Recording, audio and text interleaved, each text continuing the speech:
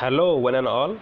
This is Dr. Ghanesham Chauhan, ready to discuss pregnancy, human development, and parturition under the roof of female reproductive system, which we have been started from last 3 lectures. So, students, in this presentation, we will come across with the developmental stages of pregnancy, how pregnancy develops, and what are the various development occurs into the infants, and lastly, parturition.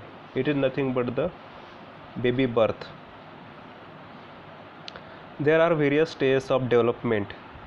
Here you can see fertilization. After the fertilization of 1 week conception, what is conception?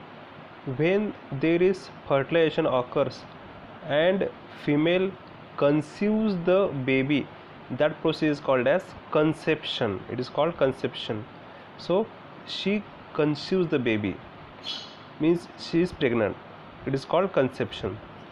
After the conception, the 3 week embryo, that embryo is having size of 3 mm, means the baby develops day by day by 1 mm, 2 mm, 3 mm. So slowly the growth occurs.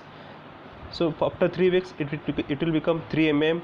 After 5 weeks it will become 10 mm, and after 8 weeks it will become 22 mm.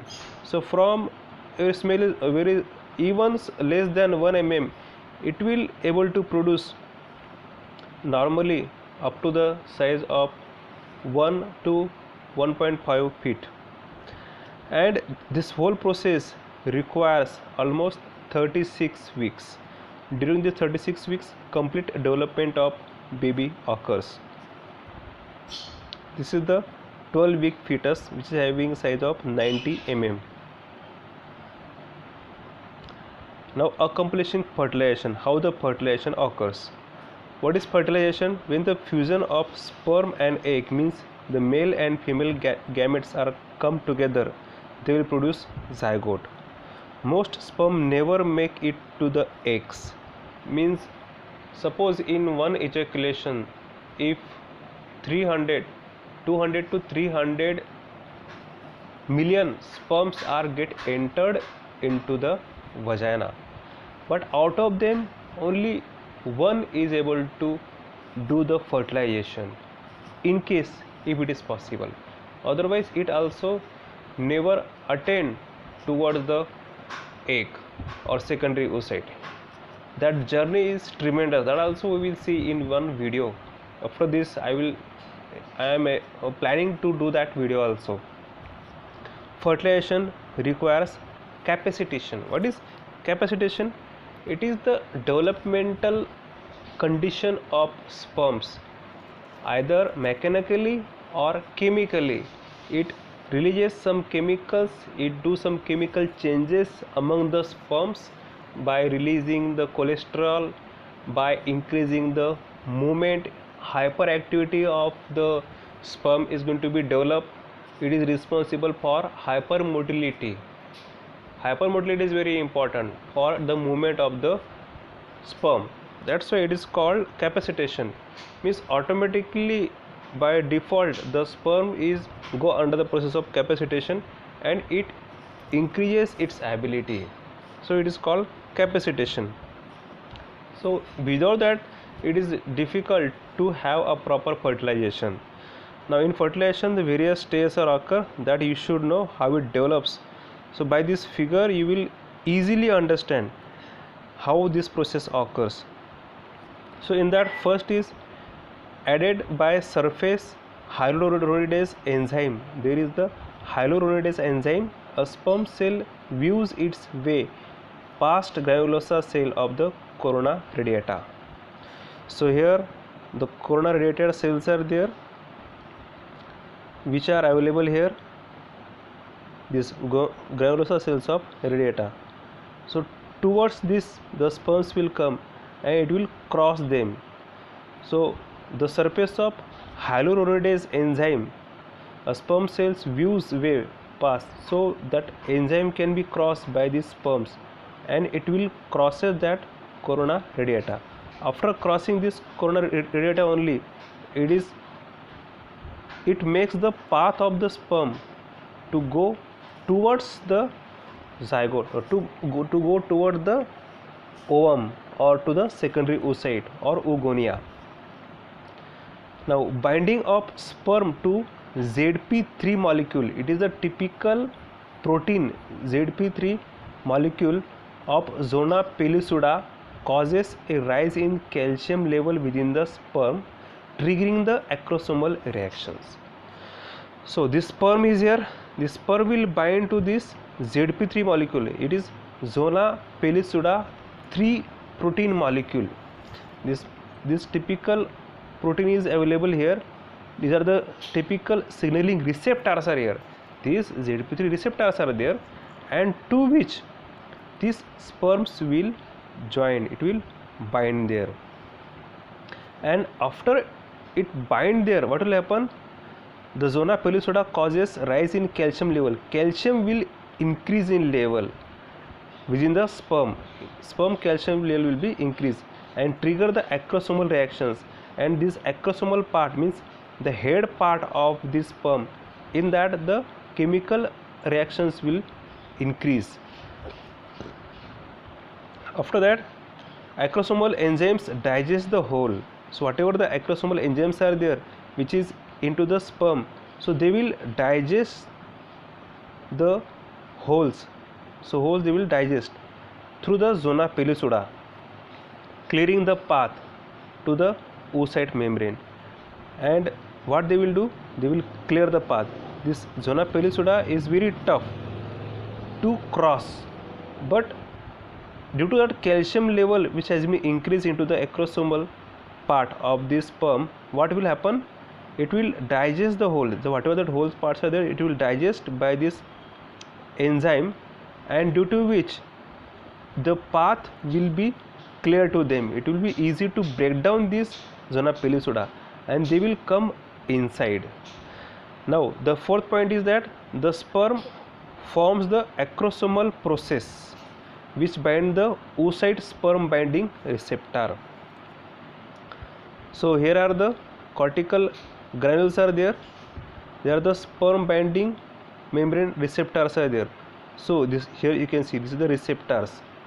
So due to which the sperm which contains acrosome, that acrosomal process will bind to the typical sperm binding receptor are there. This oocytes is having that sperm binding receptor to which the acrosome of that sperm will bind exactly. The sperm and oocyte plasma membrane fuse. Now this plasma membrane and this oocyte will fuse, allowing sperm content to enter into the oocytes. And whatever the sperm membrane is there, that membrane will get entered into the oocytes. So through which it will get entered. Now here you can see it has been entered. Now once it has been entered, see what will happen. Entry of sperm content causes the rise in calcium level in the oocyte cytoplasm. So due to the entry of the sperm inside this secondary oocyte, what will happen? Here also there is increase. Earlier there was increase in the calcium level into the sperm, into the acrosomes. Due to that, enzyme will release into the acrosome. Now here the increased level of calcium is there. This is the calcium level can be increased, and due to which into the cytoplasm of this oocytes the changes occurs, and it trigger the cortical reaction. Due to this, exocytosis of cortical granules will occur. These cortical granules are here, you can see cortical granules. The exocytosis of cortical granules will occur immediately, and the result of happening of Zona pellucida and clipping of the sperm receptors slow block the polyspermy. Now try to understand what happens. Now due to the increased sperm, first the sperm get entered, it fuse into the content of the Zona pellucida. After that, what happens? It trigger the calcium level into this secondary oocyte, and due to the increased level of the calcium level, what will happen? This cortical granules, they will start to gather toward the boundary, and their they will come outside. The exocytosis will occurs of this, due to which what will happen, there is no further, these receptors are available for attachment of another sperm. Understood? In this fashion, now this wall will become China wall. It will become very hard, very tough to break down, because there is no receptor and there is no cortical granules are there, because all the cortical granules are go outside, and it is no oocyte sperm binding receptors are also available here, no receptor will be there, and due to which the next sperms won't able to get entered, and it will avoid the polyspermy, means more sperm will get entered at the same time, doesn't occur. So once one sperm will get entered inside the oocyte, second sperm won't able to enter. And suppose in case of twins, in case of what happens, at the same time both the sperms are get entered, due to which both are get entered and the next sperm will be blocked. But here if one sperm will get entered within nanosecond, next reaction will be there, it will block the whole zona palisoda, and due to which the polyspermy, means the more sperm can't able to enter into the zona palisoda. In this fashion the polyspermy can be avoided.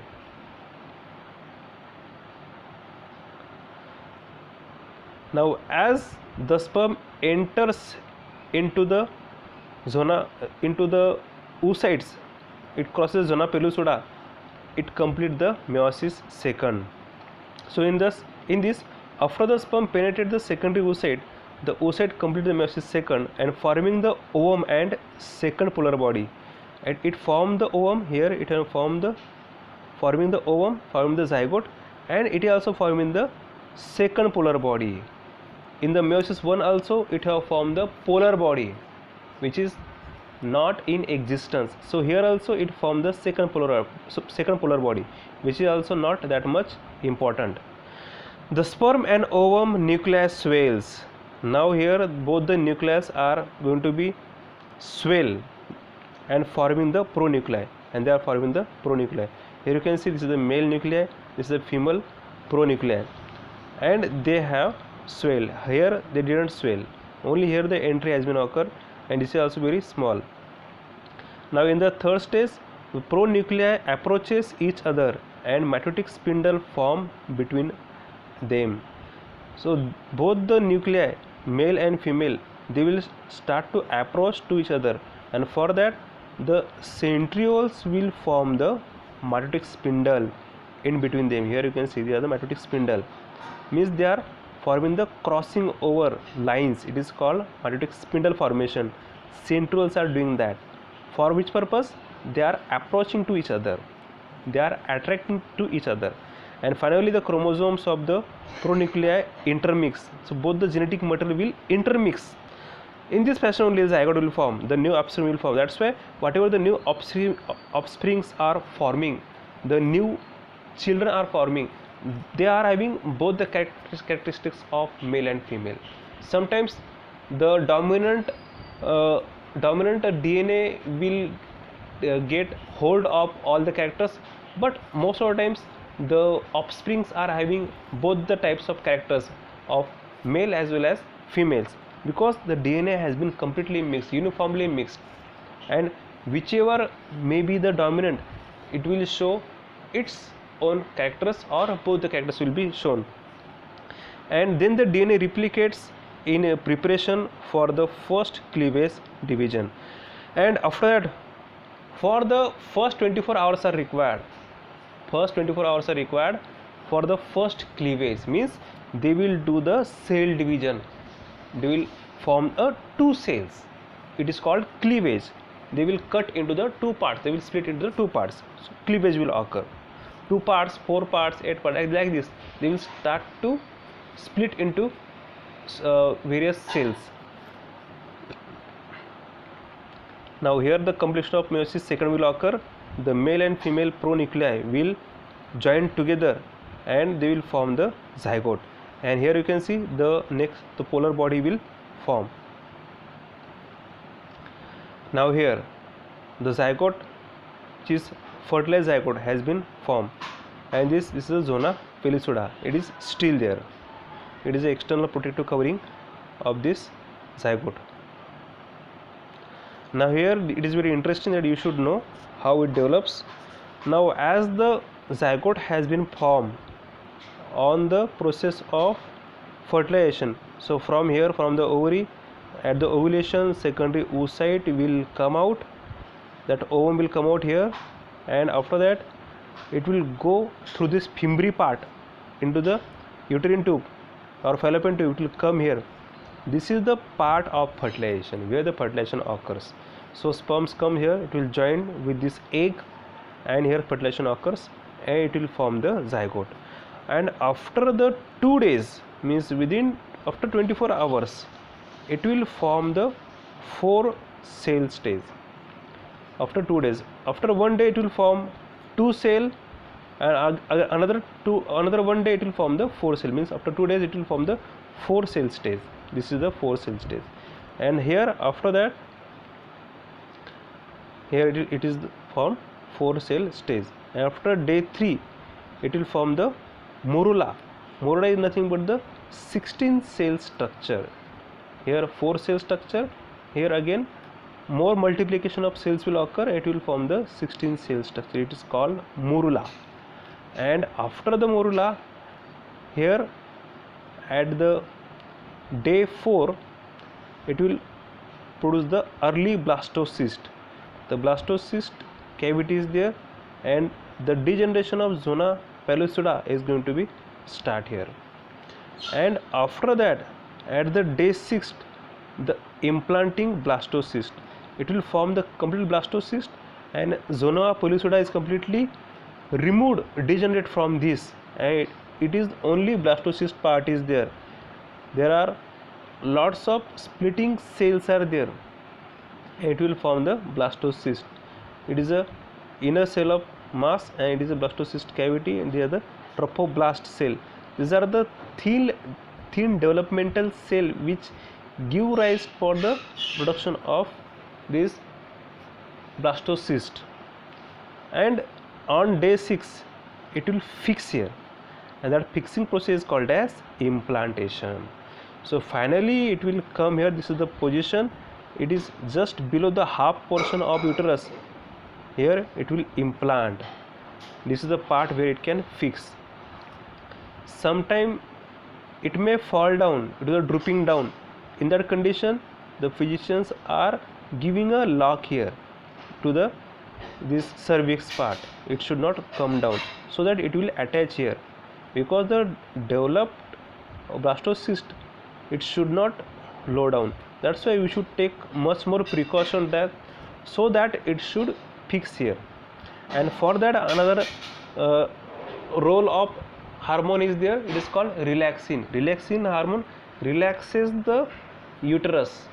It keeps uterus quiet, so that it avoid the over contraction and relaxation of the uterus, so that it will in the firm condition, so that the blastocyst will constantly join to the uterine wall. It should fix there, and it should start to do the development.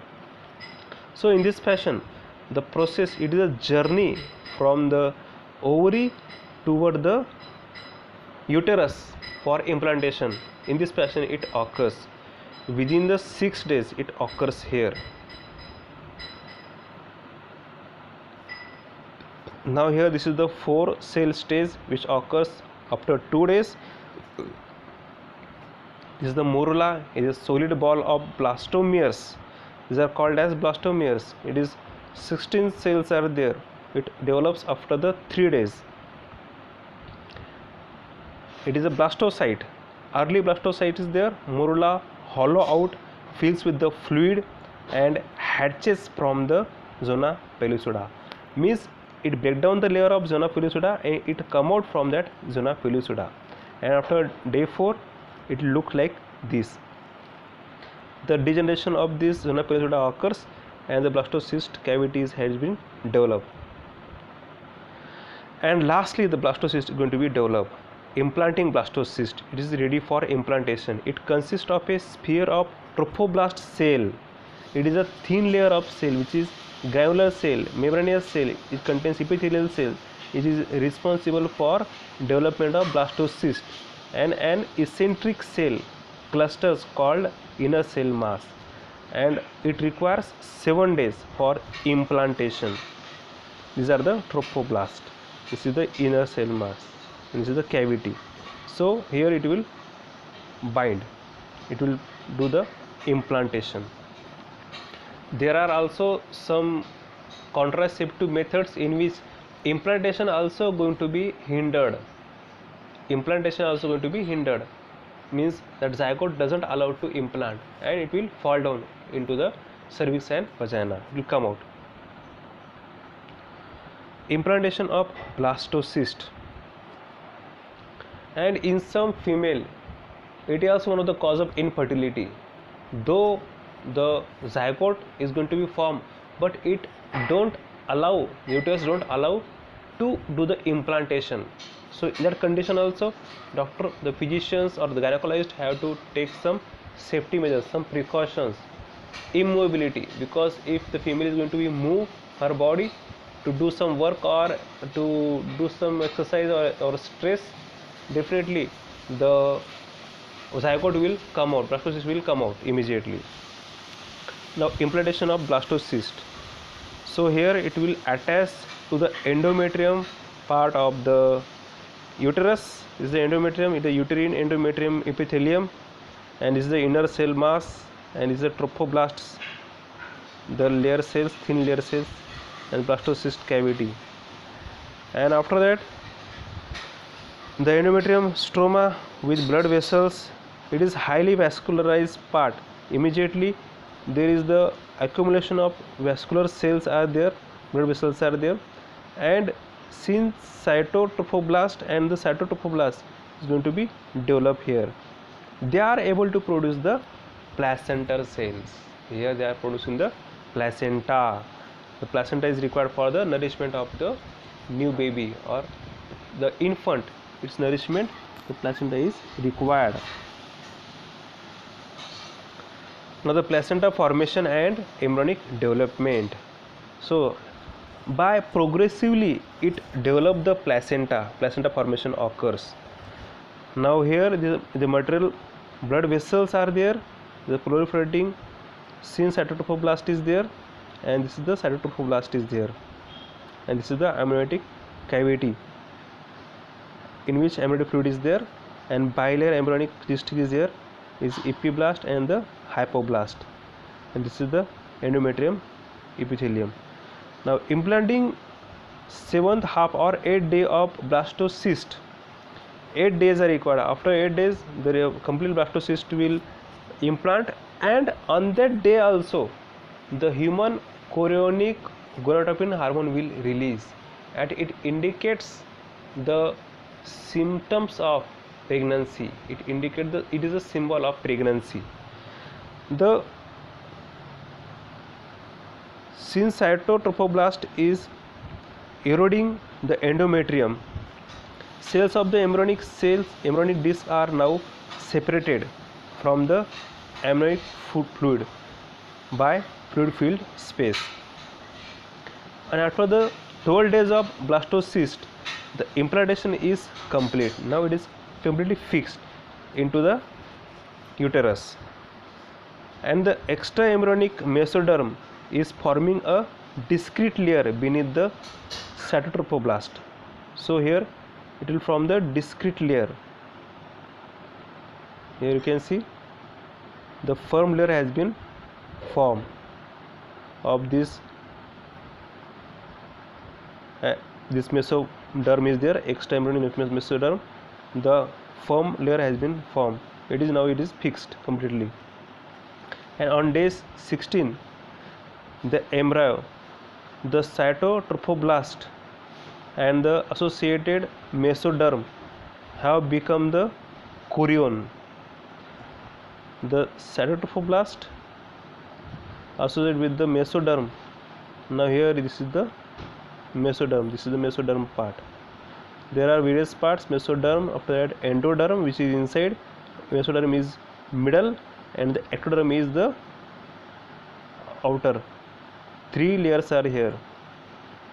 So this cytotrophoblast and the associated mesoderm have become the chorion. Here is the chorion, they become the chorion. Chorion is the end part, it is the last layer of embryo. This is the embryonic cells, embryonic mesoderms are there, and it is the last layer. They are the protective covering layers of this embryo. So they are called as chorion, and the embryo exhibit all 3 germ layers. So this embryo are exhibiting all 3 germ layers, and a yolk sac and a allantois, which forms the basis for the umbilical cord.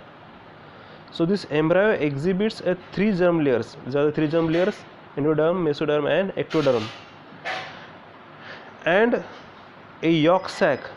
This yolk sac, after allantois and this chorion, these all are having important role into the safety and the shock proof of this embryo. They are having the protective function in embryo, whereas the allantois, this is the allantois. So these allantois are the extra embryonic membrane, and they are also responsible for production of this chorion, and they are also attached with the hypoblast, and they are the membranous substances. And whereas this yolk sac is the sac-like structure, yolk sac, and it is the covering of this yolk, the embryo. It is called yolk sac. They are having the yolk, they are having the cavity. This amniotic cavity also there, and this amnion is having the amniotic fluid also. This fluid is responsible for various functions. This amnion, as here you can see, this amnion is available here. It is membranous in structure, and it is having the functions of production of this maintenance of this amniotic fluid, and that amniotic fluid is responsible for the maintenance of nutrition and electrolyte to the baby, and also it provides the oxygen, means gases, exchange of gases is possible only due to this amniotic fluid. Chorion is here. Chorion is nothing but it is the border cells of this embryo, and these chorions are related to the blood vessels. They are having chorionic villi also. Next is allantois. Here you can see, this is the allantois. The allantois are available here. They are also a sac-like structure, and they are able to form a stalk, and they are responsible for development of the baby. And yolk sac, we already discussed. Yolk sac is the sac-like structure, and it is able to produce the development of the baby, the infant, and it contains the various cells which are responsible for development of the baby. Now embryonic development. So after the 4.5 week of embryo, the Decuda capsularis. What is this Decuda capsularis and Decuda basalis? This Decuda capsularis, now here the blastocyst has been implanted. The Decuda capsularis is the part of endometrium, is a part of endometrium which deals with the uterine line, external uterine line. So this layer is called as Dysuda capsularis. It is a part of endometrium which deals with the external lining of uterine lumen. So that means at the right side the cells are developed attached to the blastocyst. They are called as Dysuda capsularis, and Dysuda basalis, they are nothing but the cells of endometrium which is attached from the stratum basilis part of the uterus. This is a stratum basilis part, stratum functionalis part. Okay, so stratum basilis cells are there in the endometrium. They are attached with this endometrium, with this ovum, with this blastocyst, and they are forming this Dysuda basalis. Try to understand. From this side, the cells which are attached to the embryo, they are called as that Dysuda basalis, and from here the Dysuda capitularis. So in this fashion we should know what is the exact position of that cell which has been developed from the uterus. So the Dysuda capsularis, Dysuda basalis, amnion and the yolk sac are well formed. So now they will well form. Here you can see yolk sac also has been developed, and this yolk sac is responsible for formation of umbilical cord which provide all the nourishment to the baby. And this is the amniotic cavity.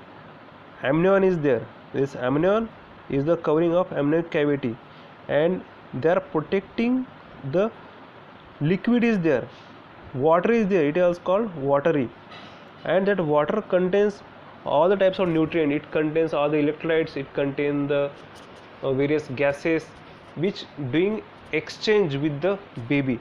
So whatever baby wants, so that all the electrolytes can be exchanged, because now there is no completely blood vessels has been developed into the baby. So for that, whatever the electrolytes, whatever nutrition it requires, it can be given from this amniotic cavity. And also whatever the extra material is there, whatever the waste material, it can be get back from this into this amniotic cavity. Amniotic fluid is there. This amniotic fluid is also giving the cushion like structure to the baby, which avoid, it protect the baby from the excessive shock. Suppose if any shock is going to be developed, so this cushion like structure is protecting baby from that shock as well.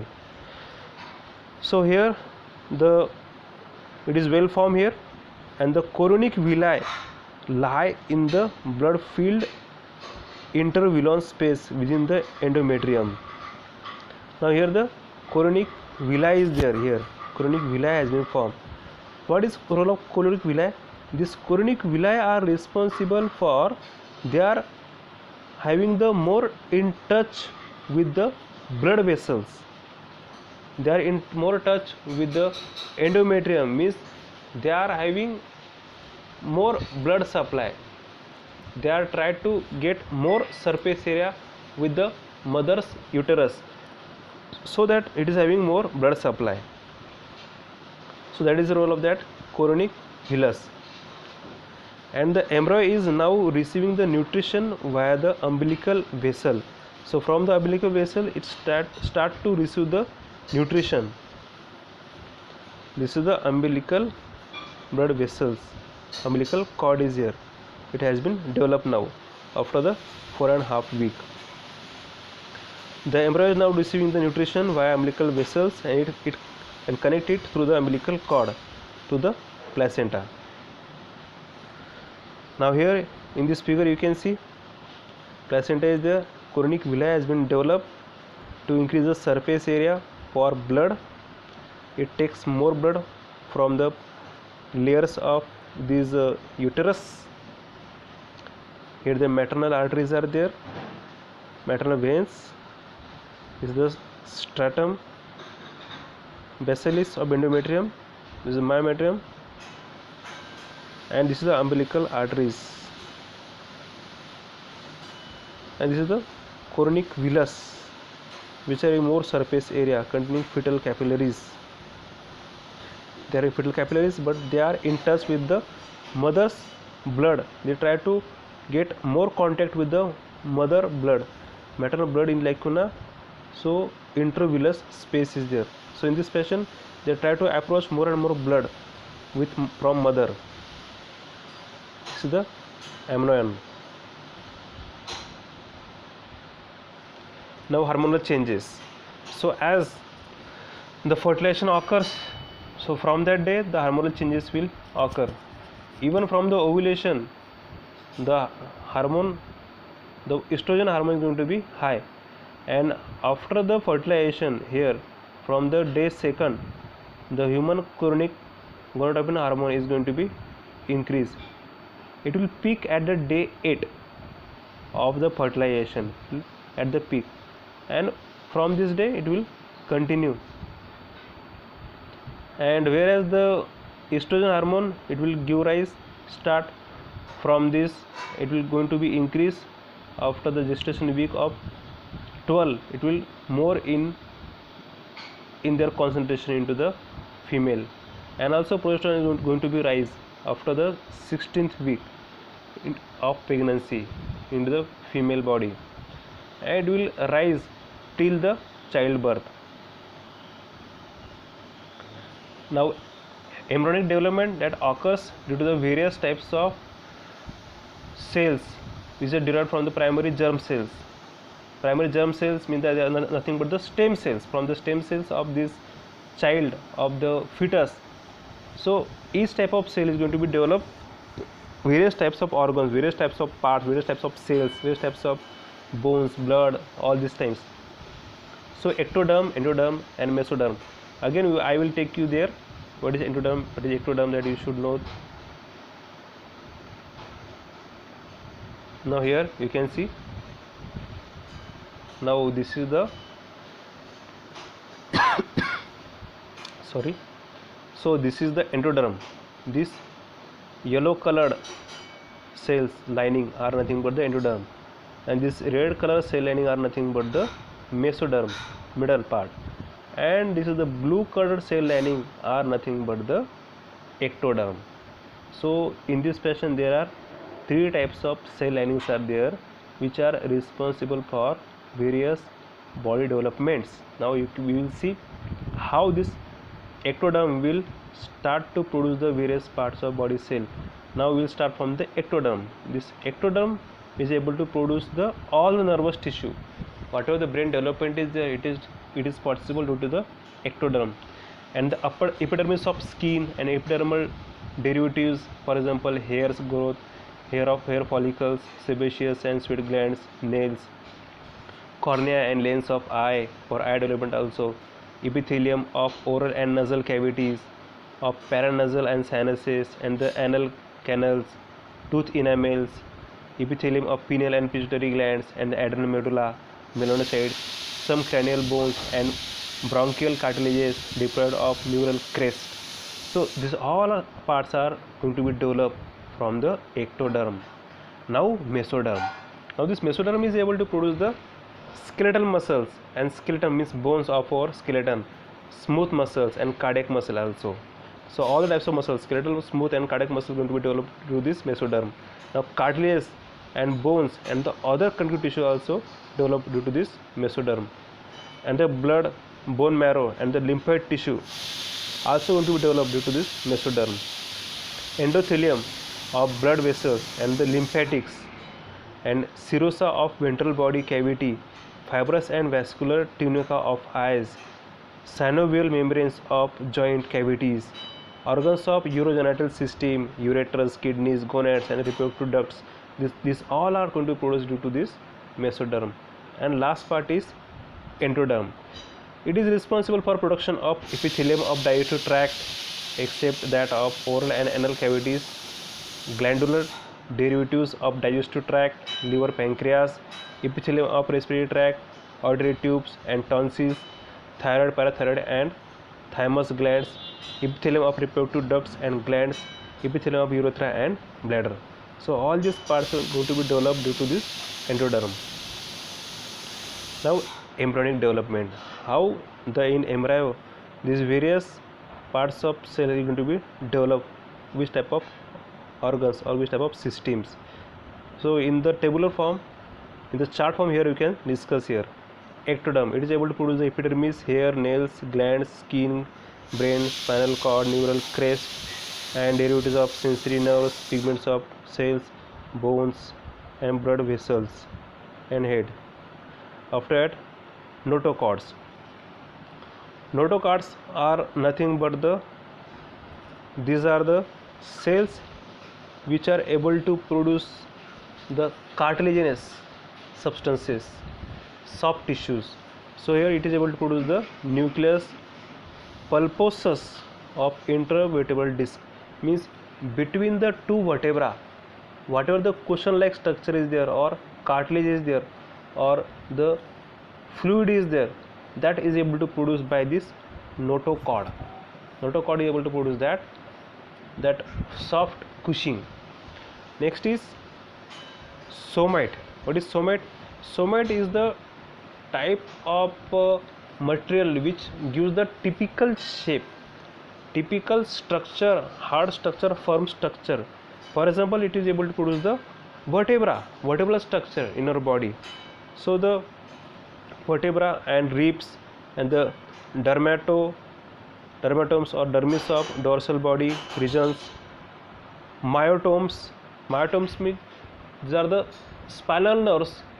So one spinal nerve is able to produce a one organ like one vertebra, or one arm, means hand or leg, like that. So it is called myotomes. One cell, one spinal nerve is able to produce the one typical organ. So it may be any trunk and limb or muscularis. So in this fashion they are able to produce the typical portion, typical one side of portion.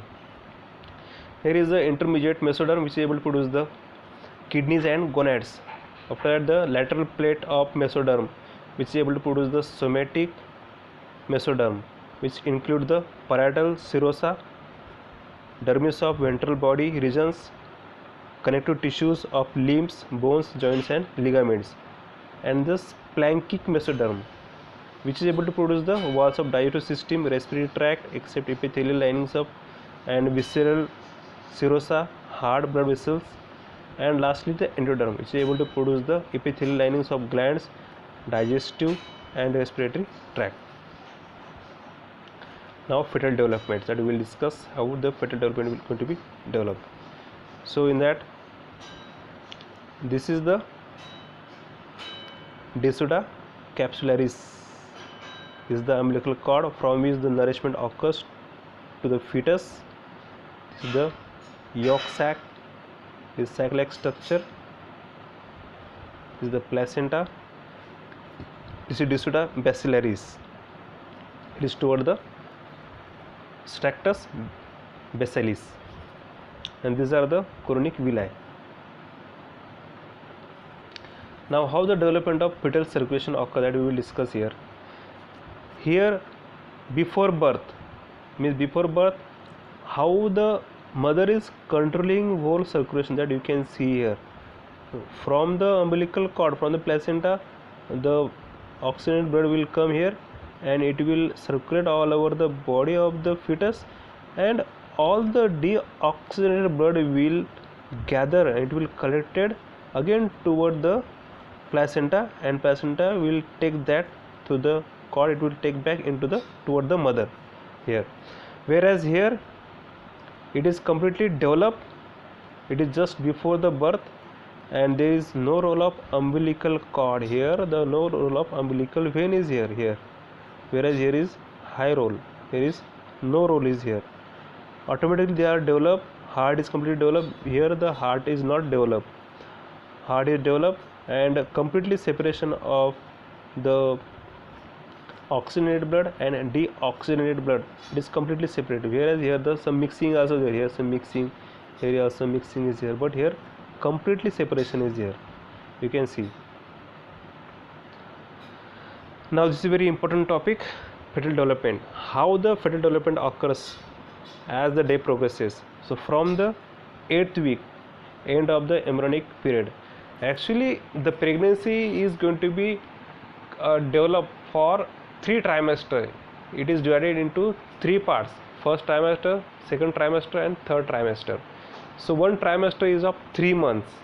3 months, one trimester is there, and it can be also divided into several weeks, from first week to 36 weeks. Total period is 9 months and 9 days in days, if you will see. So here for the 8 weeks, what are the various changes occurs in the fetus, that we will see here. So head nearly as large as body, all major brain regions present, means brain is completely developed here. First brain waves in the brainstem. Liver disproportionately large and begins to form blood cells. Limbs are present. Digits are initially webbed, but fingers and toes are free for end of these intervals.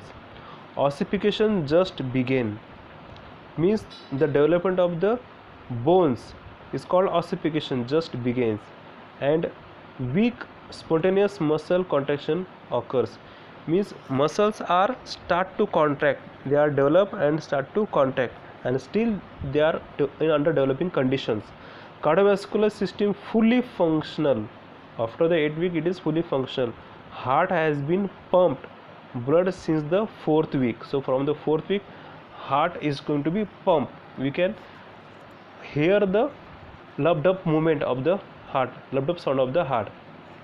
All body system present in at least rudimentary form. Approximately crown to rump length is 22 mm and weight is 2 grams near about. Now after the 12 week, after the 3 months, what are the changes develops into the baby? So head still dominant but body elongated. Now the body will start to elongate. Here in this case the head was too much large but body was very short, but here the body will start to elongate and head remain at its normal position and condition. And it shows general structures, features. Cervical and lumbar enlargement is there, means at this part the cervical part and the lumbar part is going to be enlarged, means vertebrae start to develop, start to elongate, and apparent spinal cord, retina of the eye is present. Skin, epidermis and the dermis obvious. Facial features present in the crude form. Liver prominent and bile being secreted, means bile is going to be secreted from the 3rd month. Palate is fusing and most glands of endodermal origin are developed. Walls of the hollow visceral organs gaining smooth muscles. Blood cells formation begins in bone marrow, means here the RBC production is going to be start in bone marrow from the 3rd month. Notochord degenerating and the ossification accelerating, means the notochord from which the cartilages and bones is going to be developed, so they will degenerate and immediately the ossification will start, means whatever the cartilage part has been developed, it can be replaced by the hard bones. Bones will develop there, generate there. And limbs well molded. Sex readily detected from the genitals. Approximate crown to rump length at the end of interval, and its size is 90 mm. 12 weeks. Now next is 4 month, 13 to 16 week. So here the cerebellum becomes prominent. Now cerebellum is going to produce prominent, and general sensory organ differentiate. Eyes and ear assume characteristics position and shape. Blinking of eyes and circling motions of lips occur, means eyes are start to blink here, and the sucking movement from the mouth, from the lips is going to be start here. Face looks human and growth of the body beginning to outpace that the head. Glands develop in GI tract. Mesochondrium is collecting. Kidneys attain typical structure, means kidneys start to develop their normal structure. Most bones are now distinct. Joint cavity are apparent, means all the bones, means arms and the skeletal bones, means appendicular and the axial bones are prominently, we can see their looks very normal and prominent. and approximately crown to rump length at the end of interval, and its size is 140 mm, means 14 centimeter only. After the 17th or 20th week, means after the 5 month, the vermix caseosa, means fatty secretion of sebaceous glands, covers body. Lunobo are nothing but the faint colored hairs which occurs on our hand or our face, especially on our face. They are faint colored, very small tiny hairs. They are not dark color, they are not black colored hairs, so they are called as lunogo. So that lunogo is there, which cover the skin, fetal portion, body extended anteriorly. Assumed becomes on space restrictions, limbs reach near final proportions, quickening occurs, mother feels spontaneous muscular activities of fetus, means there is an assumption that the fetus is kicking. So kicking will start from the 5th month. The baby start to do movement, it is do cycling inside the womb, it is do hand movements, neck movement and leg movements, and it is start to kick inside the body. And approximately count to rump length at the end of the interval is 190 mm, means almost 20 centimeter length.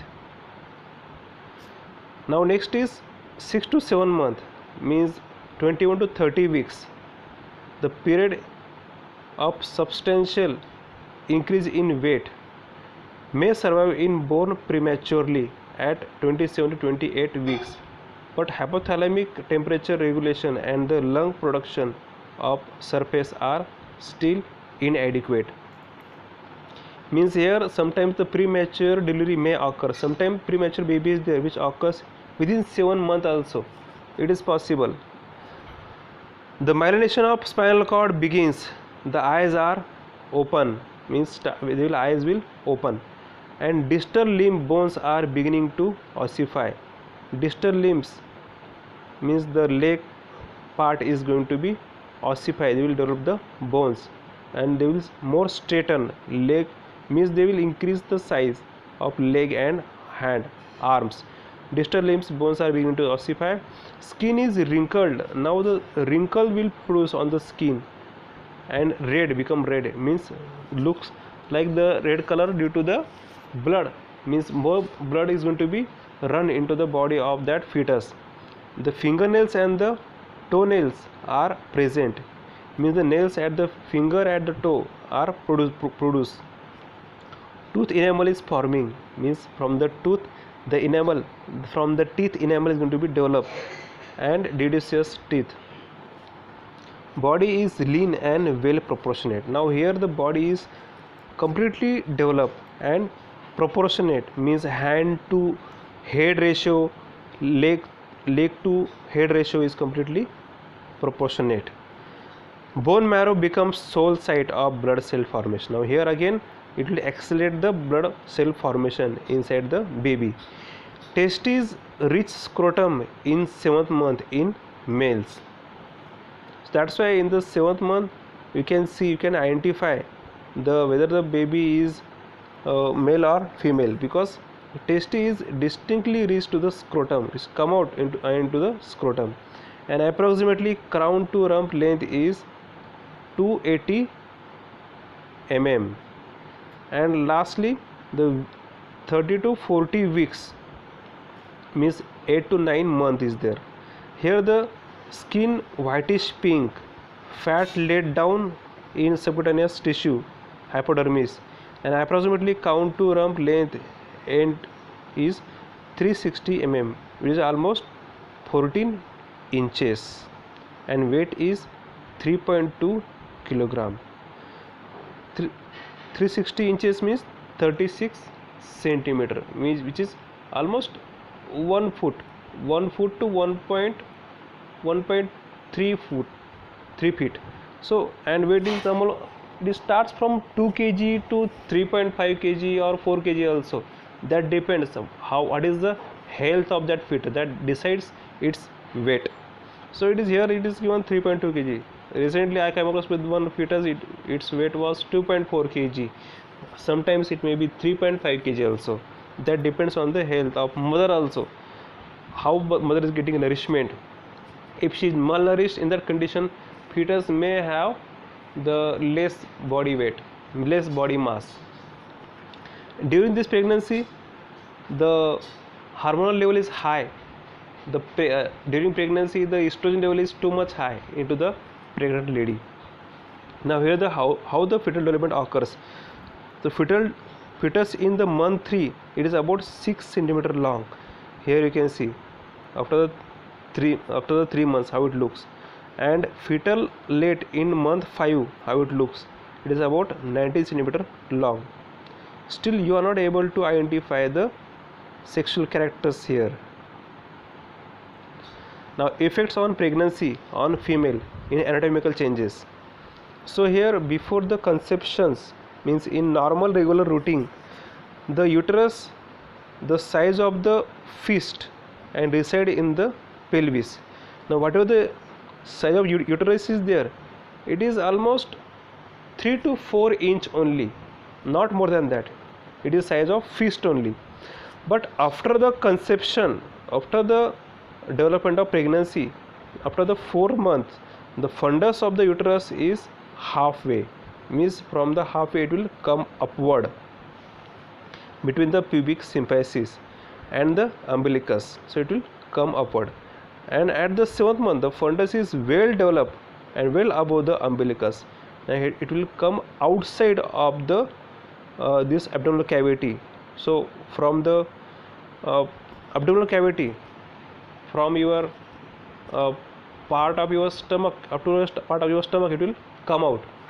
It will distinctly identify that as a pregnant lady. And at the 9th month fundus reaches to the zippered process, means it will come toward the chest. It will come toward the zippered process is the chest bone, it is called zippered process. Up to this it will come here, it will reach there. And in this patient it will distinctly come out. This part is also going to be enlarged, and the part of buttock also going to be enlarged. So from the both the side development of the baby is going to be occurs. Now effects of pregnancy, hormonal changes. In that, this is the one hormone, human placental lactogen hormone. This hormone will start into the baby from the 1st or 2nd month of development, and it is responsible for to do the nourishment of the baby. It provides the electrolytes, it provides the nourishment, it provides the gases also, exchange of gases also. So it do the development of the baby. It is called placental lactogen. It is also going to be inhibit the insulin, because insulin is going to be decline the level of glucose. So it inhibit the insulin from the mother, and it try to maintain the level of glucose into the baby. Next is human chorionic thyrotopic hormone. This hormone is just like the hormone from pituitary gland, thyroid hormone, and it is also having the same function. It is required for the bone development, it required for the nourishment, it required for the various metabolic processes which occurs into the fetus during development. So all the functions, it is more potent than the pituitary gland hormone. So this is the human chorionic thyrotopic hormone. Now various effects of pregnancy, the whatever physiological changes occurs, that we will see here. So in that, first is morning sickness. So what is morning sickness? Typically these various symptoms are occurs, various complications are occurs at the morning time only, at the 7 o'clock or 8 o'clock or 6 o'clock. Whenever she is awaking, at that time she is having such complications, they are called as morning sickness. For example, she is the feeling of vomiting, she is having problem of sneezing, she is having common cold, she is having restlessness. So all these symptoms are come together to have a morning sickness. Next is heartburn, means it is the feeling of heart burning due to the acidity. Acid is going to be developed, due to that heart burning is going to be developed. because it is affecting, because all the blood supply is toward the placenta, due to which there may be the problem of indigestion, and that's why the heart burning may be there. Because nowadays in this condition, the females are always complaining regarding the indigestion, and acidity also going to be developed. Due to this, heartburn may be developed. Constipation, it is very common. Constipation is going to be developed. That's why whatever food they are taking, they should prevent the constipation. In this condition, constipation as well as diarrhea, both the conditions are very dangerous. So we should avoid constipation as well as diarrhea also, because due to the development of baby, it may going to be obstruct the part of the large intestine. It may give stress also. So that's why we should give the food which will normalize the constipation, which won't allow to do the develop the constipation. Increase uterine output, it is going to be developed because lots of food intake is there, and also the blood volume is going to be increased, because not only her own blood volume but also the blood volume of fetus which is coming from the urinary umbilical cord. So through that also whatever the blood volume is there, it is going to be increased. So blood pressure also going to be increased. So due to that increased blood volume, it will increase the rate of filtration as well as it will increase the urine formation. That's why increased urine output is there. Frequency is also going to be increased. For more time she will go for the urination, because more urination is there, more blood volume is there, due to which frequently she will go for the urination. Sometimes urgency may be developed due to the some conditions, some typical conditions. The urgency may be developed due to the pregnant conditions, because she is giving stress on the urinary bladder, because already the urinary bladder is in the crisis, because lots of burden is there due to the baby. The burden is automatically on the urinary bladder. The urinary bladder is not in condition to uphold the urine. So whatever urine is there, it is going to be accumulated immediately. Urine is a stress receptor will come on the urinary bladder, and it will give order urinary bladder to empty. That's why the females, that pregnant ladies, go for the urination for again and again. Frequency is there, and also urgency also there. If she is taking more water in that condition, urgency also going to be developed. Stress incontinence. What is stress incontinence? Stress going to be developed, not the psychological stress. Here this mechanical stress is here, physical stress is there.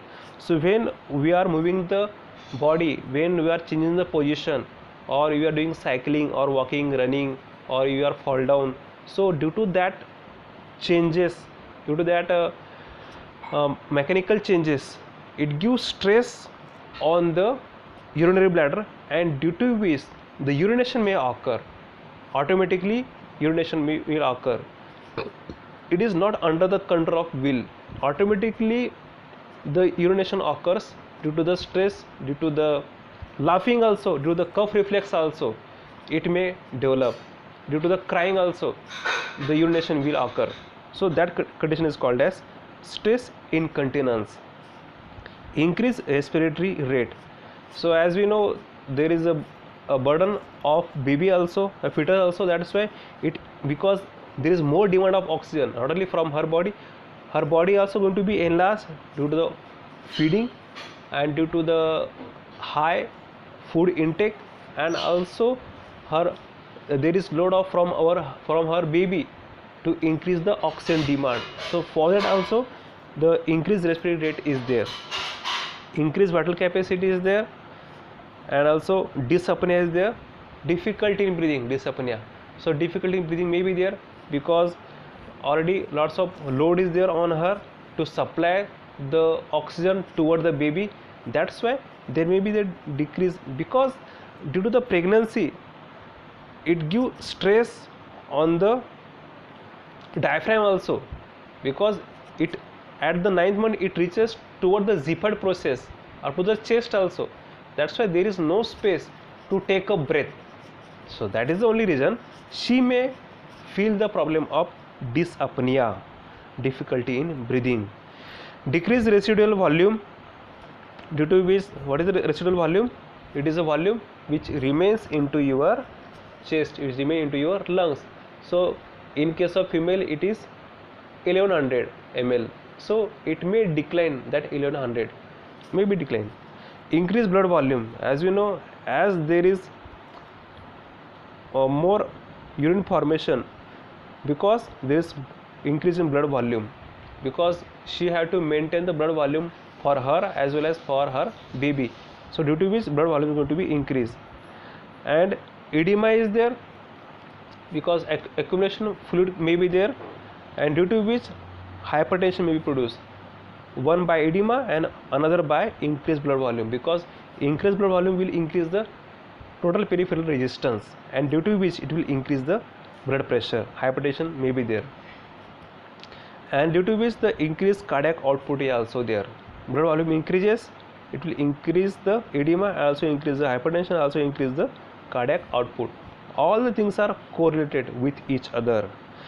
There is also stress on kidney have to lots of stress to produce the urine, to maintain the rate of urine filtration.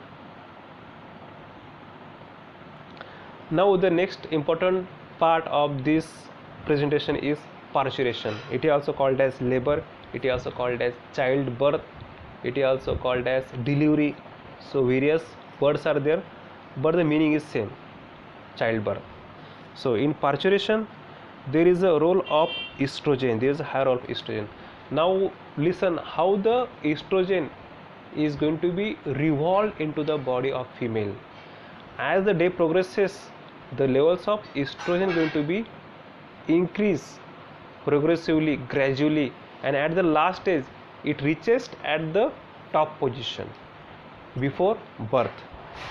And due to the increased level of estrogen, it give rise to the secretion of one hormone, it is called as ACTH.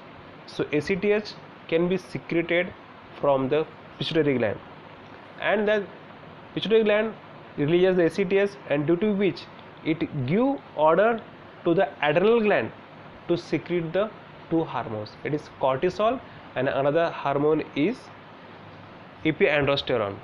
And if epiandrosterone level is going to be increased, so it give rise for the conversion of epiandrosterone to the estrogen, and again the estrogen level is going to be high, and when the estrogen level is go toward the optimum position, it give rise to the secretion of estrogen, secretion of oxytocin, and then oxytocin is responsible for labor, is responsible for contraction. And here you can see, so it revolves, so all these things are interrelated, intercorrelated. So here the estrogen level is increases from placenta, it induces oxytocin receptors on the uterus, and it increases the contraction, it increases the labor pain. And again oxytocin, what it do from the fetus and mother posteriorly, it stimulates the uterus to contract, is oxytocin, and stimulate the placenta to make prostaglandin. So prostaglandin E is responsible for contraction of uterus, and it stimulates more vigorous contraction of uterus.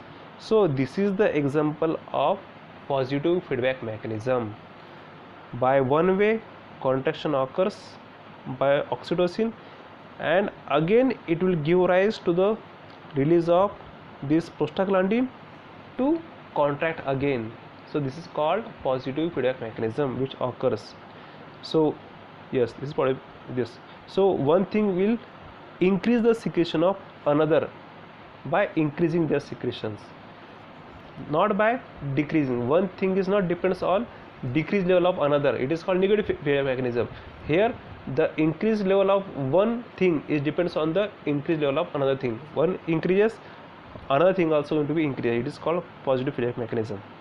So in this fashion, by two ways, by double rate, the contraction is going to be start, and that's why in the pregnant lady, I am suggesting them to do the regular yoga or exercise, and they should not eat more fat containing food. They should eat the food which contains the all the electrolytes, calcium, it may contains protein, it may contains the multivitamin, vitamin C is also very important, vitamin B12 is very important. So they should take fruits, they should take the grains, proteins, and also some sort of fat also if it is there. So well balanced diet they should take, and they should also do the regular exercise, not heavy work, normal exercise, so that their body is flexible to have this stress, to have this contraction. If body will become more lazy, more fatigue, that female is not able to give stress on the uterus, and in that condition she have to go for the C-section mandatorily if she don't want to take the pain. Here in this case, the normal, if the lady is doing all her work by her own, if she is doing yoga, if she is walking normally, in that case the normal delivery occur. Otherwise, now it is malpractice has been done by lots of gynecologists. They are always approaching toward the patient for C-section, for the surgery. It is become very fashion, so they are doing the scissoring of the uterus, means normal childbirth doesn't occur. By cutting the area of the uterus they are doing that.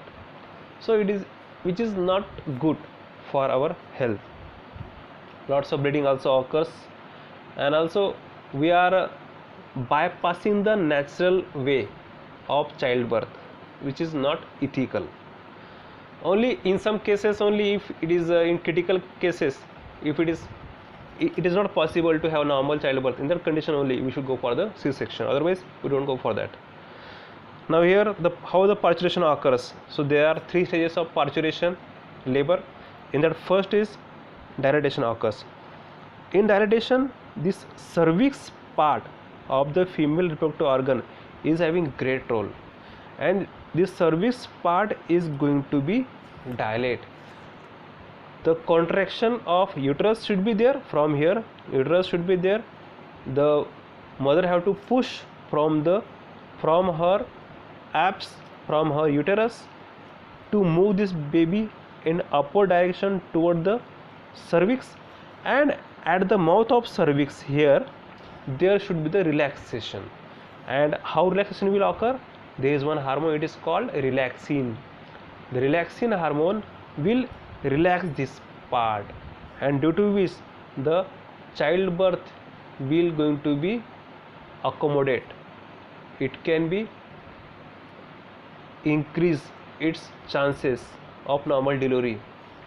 So it will help that process, it will catalyze that process. So due to which the dilatation will occur in early, and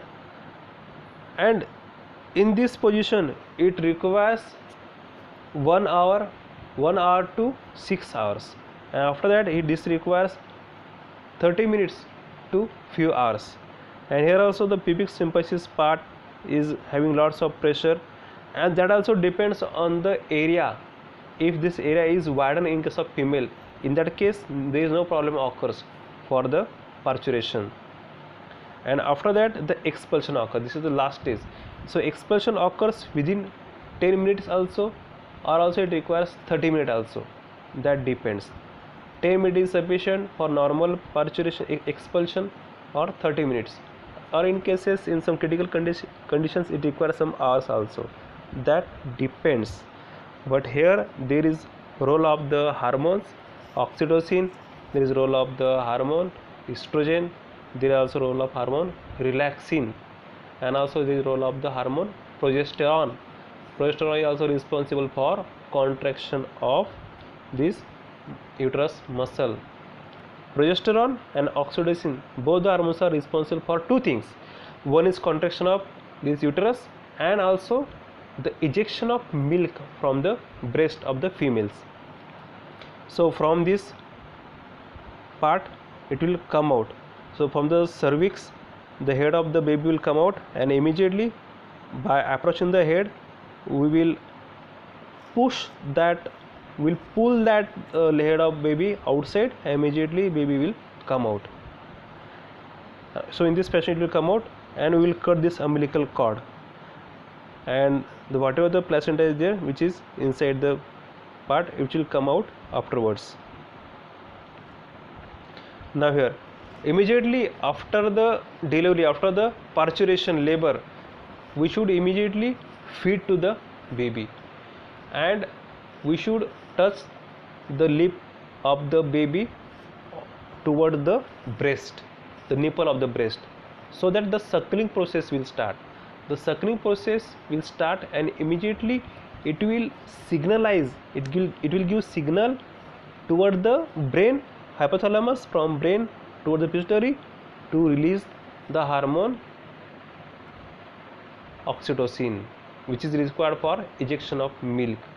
And also due to the suckling of the lips toward the nipple, it also inhibits the hormone which is called prolactin inhibiting hormone. This hormone inhibits the release of milk into the mammary glands of female. After the 3-4 year of baby, this hormone release in females, due to which there is a cessation of milk ejection from the mammary glands of the female. So in this fashion the process occurs. So here the stimulation of mechanoreceptors in the nipples by the suckling infants send afferent impulses to the hypothalamus, and due to which the inhibit the hypothalamic neuron that releases the dopamine. Now as dopamine also responsible for inhibitory actions of the prolactin, and this dopamine is responsible for inhibition of release of milk, and hypothalamus releases prolactin releasing factors to the portal circulation. Anterior pituitary secretes prolactin to blood, and prolactin targets mammary glands and milk production occurs. So as we are decreasing the levels of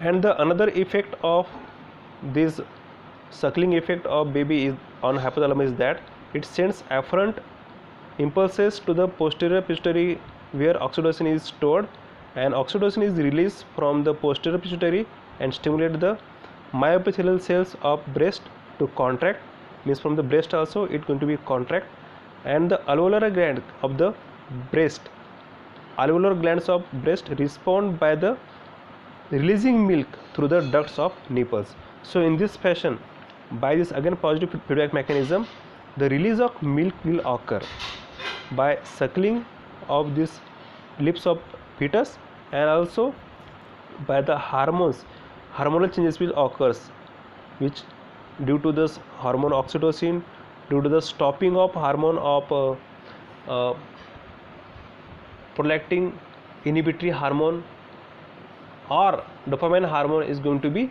stopped, their secretion going to be stopped. So in this fashion we are increasing the secretion of milk from the mammary glands of female. Now these are the hemostatic imbalance, so which may occurs in female. In that, first is fetal alcohol syndrome. What is this? This is the condition when the females are taking alcohol during pregnancy, and it gives very drastic effects on the mental growth. The mental retardation may occur, and also the bone development is going to be affected. These are the changes which occurs. Next is dystocia. Dystocia is the condition when the labor is going to be affected or obstacle develop into the labor. Though the head will come out, but the shoulders won't come out from the part of cervix. So that typical condition is called as dystocia. It's very problematic condition. So in that condition we have to go for the surgery also if it is not possible. If the mouth of the cervix is small, so that condition is called as dystocia. Second is spontaneous abortion. It is also called as miscarriage. So it can be developed when the miscarriage will occur, means whatever the implantation is there, it doesn't occurs, or the umbilical cord is losing its contact with the fetus. So abortion occurs due to any drugs, if you are taking any drugs, or if you are doing any heavy exercise, or if fall down of that pregnant lady. So there are the various symptoms by which the spontaneous abortion will occur. And nowadays it become fashion to have an abortion by taking some drugs. It is called induced abortion. When we are taking the drugs like misoprostol. Misoprostol is the drug which is working on prostaglandin. It is the drug which is producing the contraction into the uterus, excessive contraction into the uterus, due to will it will expel the fetus from the womb. And also there is one drug, it is called mifepristone. This mifepristone is nothing but the antagonist of progesterone, which is also responsible for expulsion of fetus from the mother's womb. And next is eclampsia. What is eclampsia? Eclampsia is the condition when the seizures occurs, the convulsions occurs in female during pregnancy and as well as during the labor. Lots of convulsions are there, seizures are there, fainting is there. So that typical condition is called as eclampsia. And there is also another condition which is accompanied with this. It is called preeclampsia. What is that? Preeclampsia is nothing but the condition when the protein comes in urine, when in the urination proteins comes, and also there is hypertension occurs, increased blood pressure and protein in urine. That two symptoms are there in preeclampsia. And what is eclampsia? When the seizures occurs, when the convulsions occurs. So it is called eclampsia. Don't confuse between those. Next is ectopic pregnancy. What is ectopic pregnancy? When the pregnancy develops other than uterus. When the pregnancy develops other than uterus, it is called ectopic pregnancy. And especially it develops into the fallopian tube. What happens in fallopian tube? This fertilization occurs in fallopian tube, but the implantation occurs in uterus. But in case of ectopic pregnancy, the implantation occurs in fallopian tube only, and due to which the lots of bleeding occurs, and it is very critical condition, and that condition is called as ectopic pregnancy. It is not real pregnancy. They are only giving the symptoms of pregnancy, but it is not real pregnancy.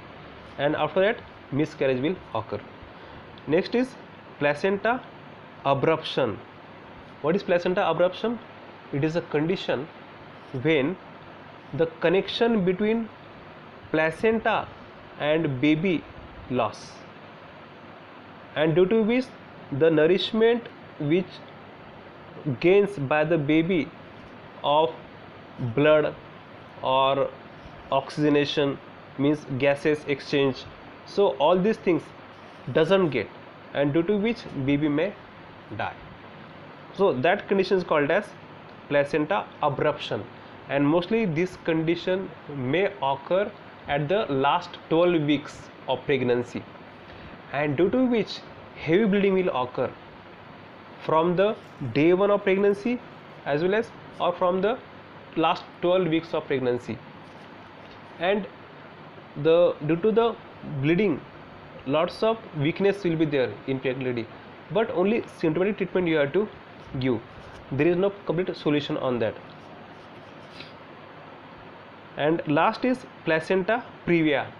This placenta previa is nothing but when the placental development, placental growth occurs over the fetus, over the cervix part. What is cervix part? It is the opening passage for childbirth, from where it opens and the childbirth occurs. But on that path on that way the placenta is going to be developed, and due to which it closes the door of opening, it closes the door of childbirth, and due to which problem occurs. So in that condition, either we have to go for the surgery or we have to open that by any way, by mechanical way. So better way, we should go for the C-section in this condition only, because the normal delivery is not possible in this case.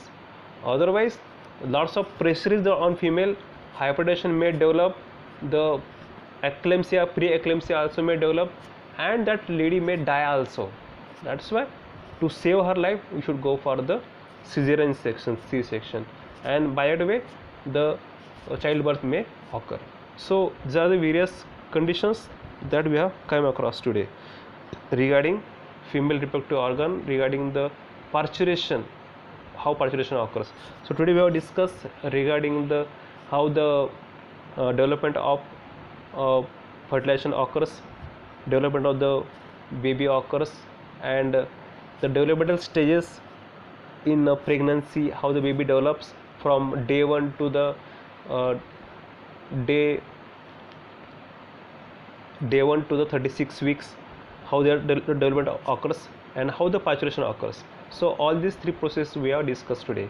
So thank you for hearing me, and increase likes, increase my views, and subscribe my channel. Thank you. Bye.